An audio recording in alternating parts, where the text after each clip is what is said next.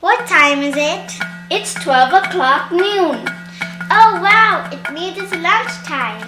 Well, in South Africa, but in other countries, it could be breakfast or supper Or snack time. Hi everyone! My name is Shadea. My name's Shadesh. Welcome to a video ministry of Grace TV. Here we serve bite-sized spiritual meals. Or you can call it Bible study online. This is every weekdays. From Tuesday until Friday. So wherever you are in the world, Before having anything else, Soul Food First! Now on Season 2!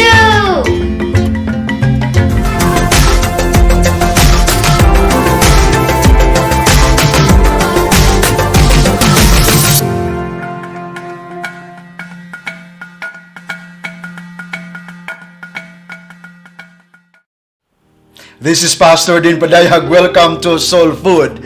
Yesterday we started talking about some of the oneness in the dispensation of human government. We talk about that one leader, Nimrod, a descendant of Ham, who was so powerful and well-known and also very respected leader of men. He was not only a hunter of animals but also of people. He was hunting people and sought to turn them against or away from the Lord. A truly demonic and evil desire.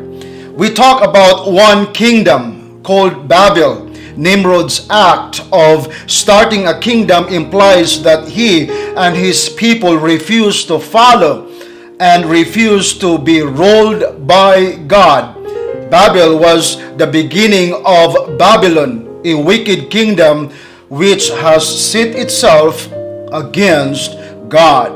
We talk about one language. Everyone on the earth at that time spoke the same language, and so there was no problem communicating between the peoples of the earth. Then we talk about one people. All of mankind journeyed together to the land of Shinar, or to the plain of Shinar, and then they dwelt there. The action of these people appears to be in direct opposition to the Lord's command to fill the earth. Now let's continue talking about one purpose. This is the desire of the people during that time. They had one purpose. In Genesis chapter 11 verses 3 to verse 4, the Bible says, "Then they said to one another, 'Come, let us make bricks and bake them thoroughly.' They had brick for stone and they had asphalt for mortar. And they said, 'Come, let us build ourselves a city and a tower whose top is in the heavens. Let us make a name for ourselves, lest we be scattered abroad over the face of the whole earth.'" The people, under the direction or the governance of Nimrod, had one purpose in their hearts. That is to make a name for themselves. Look at the emphasis on themselves instead of upon the Lord. The statements that says, "Let us make bricks," and also "Let us build ourselves a city and a tower," signified self-centeredness. They sought to build according to their plan, not according to God's plan and direction. They sought to build a city and a tower for themselves and not for God. The tower that was there was a statement that they can reach God and can reach heaven through their own efforts and good works. It was also a religious tower which was used to worship the creation rather than the Creator. The expression "whose top is in the heavens" may even have reference to the worship of the heavens. For example, astrology, worshiping of the things that are in heaven. Finally, They sought to make a name for themselves. They did not want to call upon the name of the Lord, nor they wish to be called by the name of the Lord.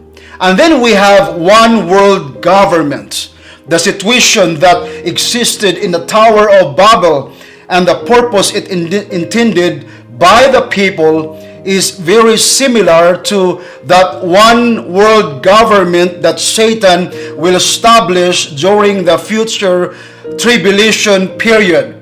It will be established also here upon the earth. It will be headed by Satan's man, the Antichrist. Like Nimrod in the kingdom of Babel, its sole purpose is to turn men against God or from God. So the people can worship Satan as indicated to us in the book of Revelation chapter 13 verses 4 down to verse 15. Now we will talk more about this topic as we go to that section of our study in the time of tribulation period. And so just keep on following our series. Now, what was God's reaction and judgment on this despicable oneness in the dispensation of human government? Well, let's go to Genesis chapter 11 verses 5 down to verse 9. The Bible says, "But the Lord came down to see the city and the tower which the sons of men had built. And the Lord said, Indeed, the people are one, and they have one language. This is what they begin to do. Now nothing that they propose to do will be withheld from them.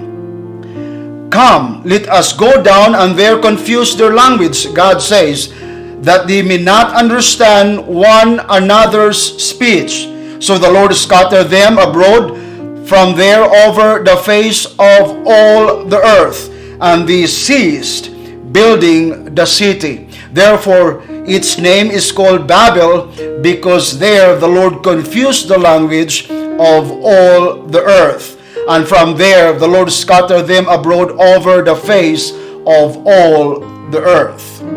Now, we notice several key statements in this passage. We see that the people had only begun to do this, but they had proposed or imagined to even doing much more. They had a bigger desire and bigger intention, meaning that what they were currently doing, rebellion against God, disobeying against God's command, and building the city and the tower, all of them were just beginning. If God will not intervene, if these people will not be stopped, they would be unrestrained and unstoppable in what they wanted to do. To restrain them, the Lord confounded or confused their one language so that they could not understand with each other. He scattered the one people upon the face of the earth so they could not continue building the city and the tower. In effect, God brought total confusion to Satan's plan. Hence, the name of the city was called Babel, which means confusion.